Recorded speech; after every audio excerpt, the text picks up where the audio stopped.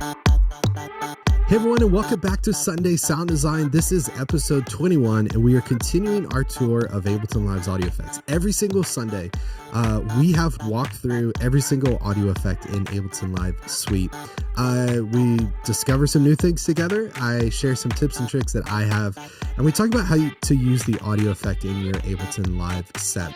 If this sounds like something you're interested in, you can catch previous episodes by checking out our Sunday Sound Design playlist here on YouTube. And if you want to catch future episodes and be notified whenever they post and go live, which is 10 a.m. Central every Sunday, then hit subscribe to the channel. Okay, with that, let's dive into today's episode. Today, we're again continuing our tour. We're talking through audio effects, and we are talking about delay. There's some cool updates with delay for Ableton Live 11, some simplification, no more ping pong delay effect that's been brought into Live's delay. And so it's super cool and super easy to work with. So first thing I want to show you is I've been doing on all these episodes, if you're following along, if your audio effects look like this, or if this view is something that particularly helps you and you're excited about, then you could go to audio effects. These are all grouped in folder. If you right click here, you could disable group in folder. That's something I personally do. I don't like seeing them grouped in a folder. It's a added layer of complexity for me to get from my head to Ableton Live to have them grouped. So I disable those. So I think that's worth doing. So now to add our audio effect, we can go click our show hide button in the upper left-hand corner of our screen here. We could go to audio effects, which is going to show us all our audio effects included and built into Live. And then we can go down to delay here. Now to load a default preset of an effect in Ableton Live, you could double click to add it to the track that you have in your set. Or you could click and drag and load that onto a specific track. Included in every single audio effect are presets, really great presets that give you an idea of different sounds, different things you could do. It's worth checking those out. The way I'm referring to presets now that I heard very wisely said by a guy named Alex Lindsay is they're essentially just recipes. So we all work from and use recipes when we cook. So if you want a recipe or figure out how to use delay in a particular sound, a song, a type or style, then you could check out those recipes there. But let's dive in. We're going to start with the default here. In order to do this in a way that everyone can follow along, instead of using a keyboard, a MIDI controller, which everyone may not have, what I've been doing is going into clips and finding a clip that I think would work well for this week. So here's what I have for this week. I'm going to go to this clip. It's like a Rhodes piano. This is a C chord, C add 9 chord that's arpeggiated. Okay. So when I play this, just the default sound of this, let's get this loaded in and I'll play this. Okay, so just really pretty kind of C add 9 there. That's what we're going to be working with. So let's add our delay effect to this, just like we talked about. We'll go to audio effects. We'll go to our default sound here. We'll double click to load that. So just default state without changing anything. Here's what we have.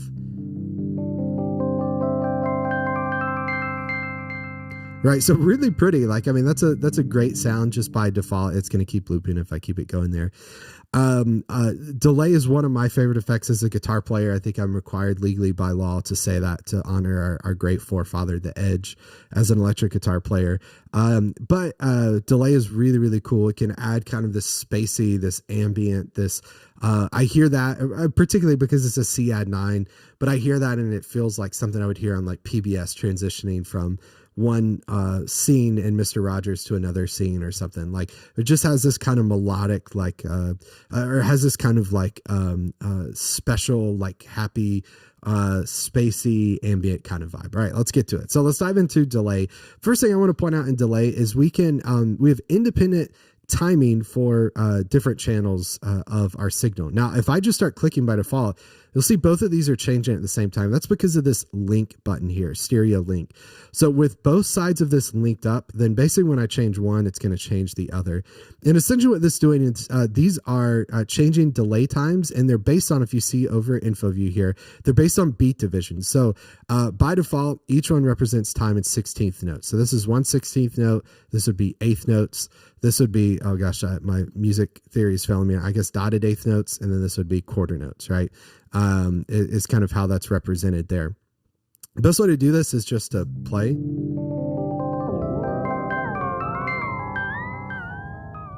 Okay, what you could start to have a lot of fun with, and we'll change, you kind of hear that like warpy sound.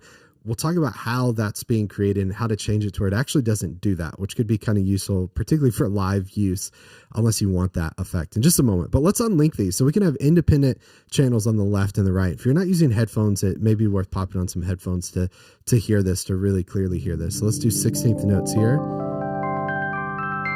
Okay.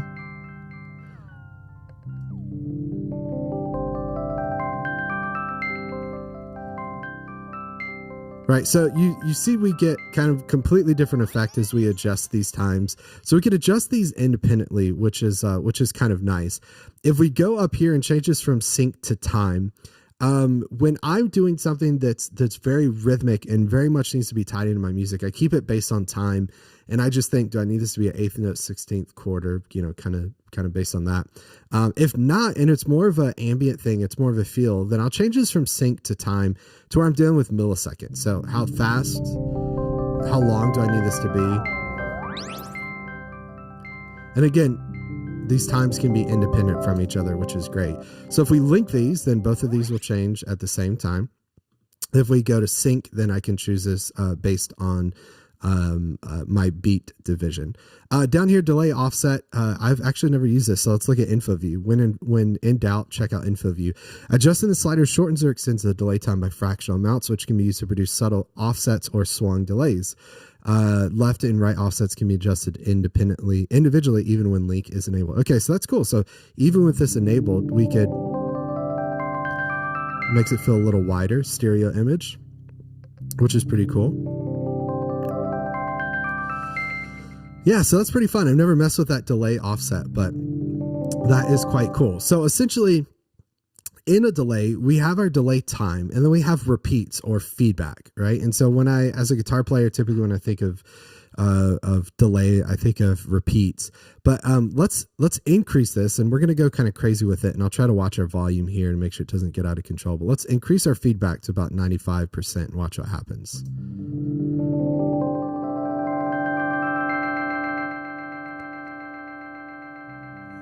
Okay, so it's almost infinite, but we also have this freeze button, which is just going to hold the delay.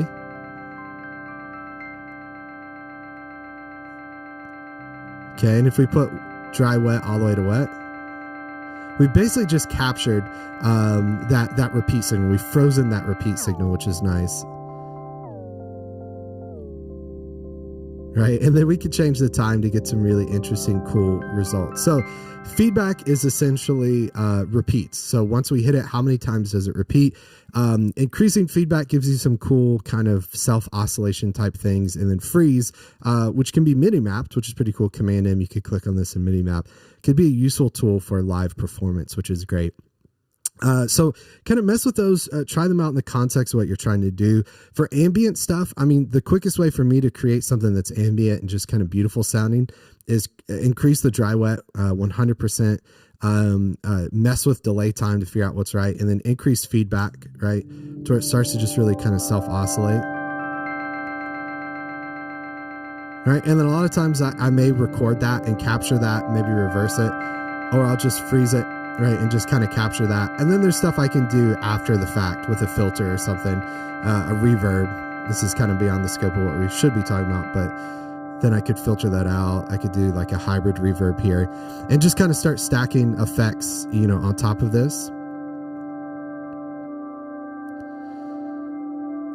And I have this like gorgeous, really, really pretty kind of ambient soundscape that I've created from that, right?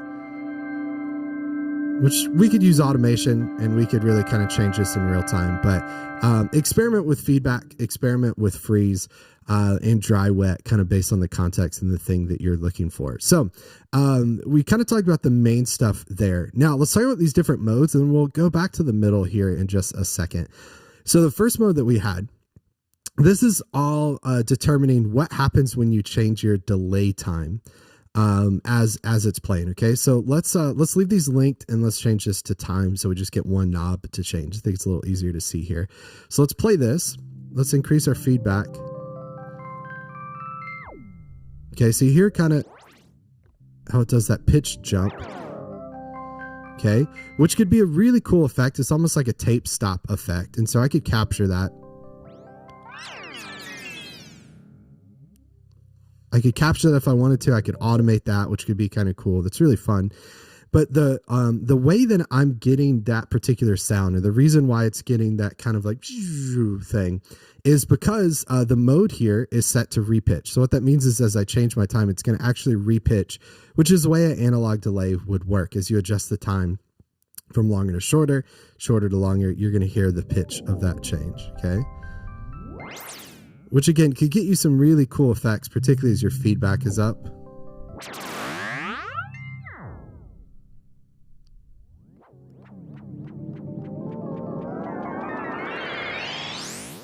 And again, imagine this as a tool for live performance. You could automate these. You could have your delay time, your feedback programmed to knobs, and really have a lot of fun with it. Repitch is fun if that's what you're after. But one of the beautiful things about digital is we're not stuck. As great as those things were, as great as those limitations were in the analog world, we don't have to deal with them if we don't want to. So our next one is fade, which is going to be a little smoother than what we had. So let's do the same thing here.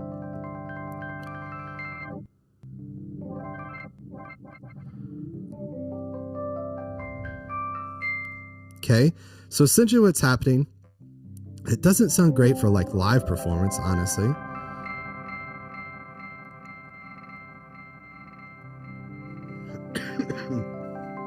I mean, that's actually not bad, but you could tell if I don't want repitch, it's a little better than this being live on stage and changing your delay time, changing your tempo. This, I guess I should mention, this is another place where you would see this. Let's leave our feedback up. Let's leave this set, but let's change our tempo.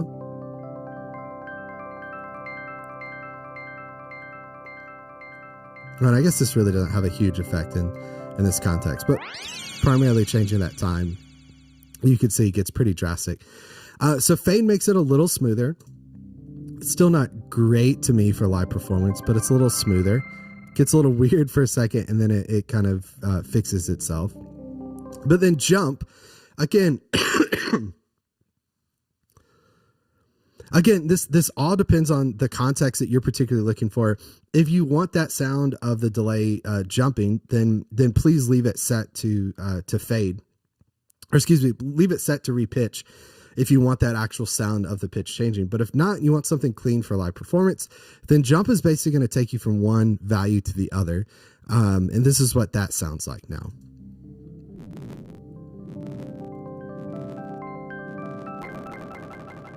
Let's increase our buffer size here. This is a problem with buffer, I don't think with delay.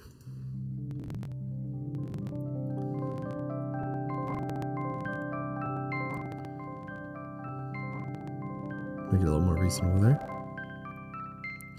You can see jump's a little more drastic, but again, in the context of a live performance, that may be what you want to avoid, again, unless you want this sound, to avoid that repitch sound, which could be nice. Now, let's increase our feedback a little bit.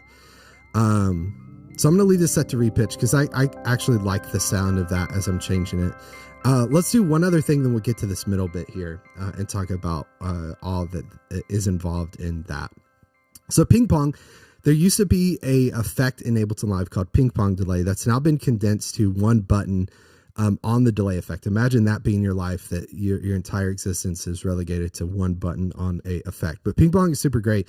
But what happens, again, if you're not using headphones, you should definitely put headphones on at this point, because this is when you really hear this.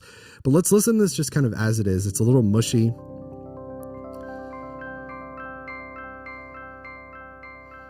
Okay, it doesn't sound bad, but it's just kind of is what it is. But if I switch to ping pong, then what you're going to start to hear is a really drastic like move where it's going from the left side of the stereo image to the right side. Let's increase that a little again.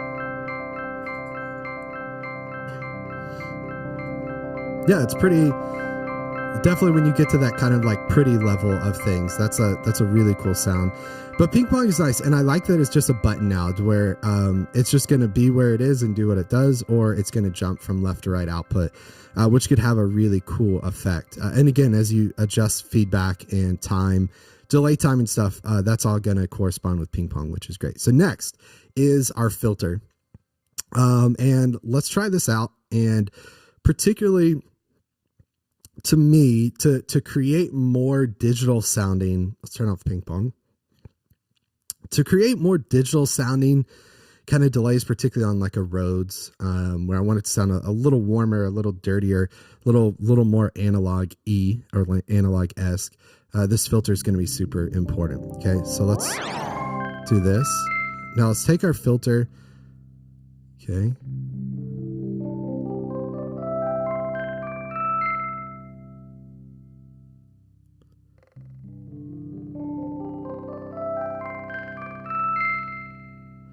Right. And so what we're essentially filtering is we're filtering our repeats, right? We're filtering the repeats of the signal. It's a bandpass filter, so we could kind of find the particular band that we want this to go through.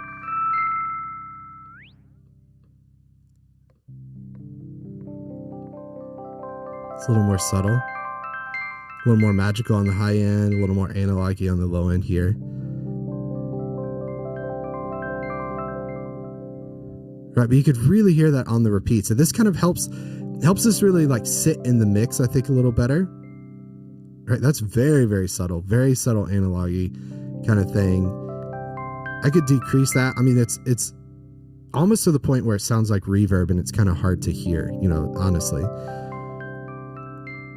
Okay, but now let's modulate this. So we'll turn up our rate here. Let's have it modulate the filter. Okay. Let's back it down to where it's just gonna, again, kind of add that like analog type quality to it. Particularly, let's see if we get it maybe here. So if I speed it up, you really hear it. But slow it down just enough to where it feels like it's kind of fluttering. Almost like a phaser now or flanger.